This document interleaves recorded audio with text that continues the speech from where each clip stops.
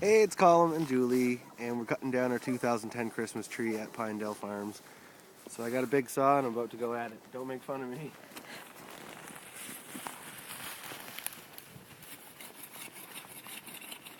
That's a good one.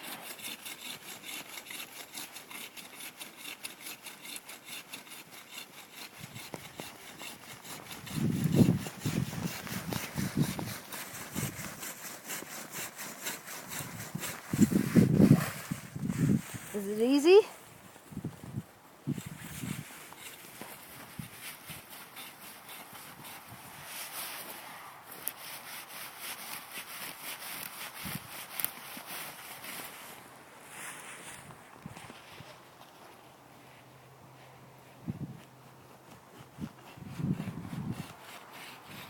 So many trees.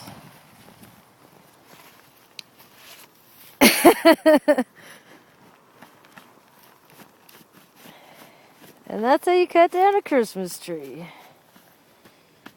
Good job. Thank you.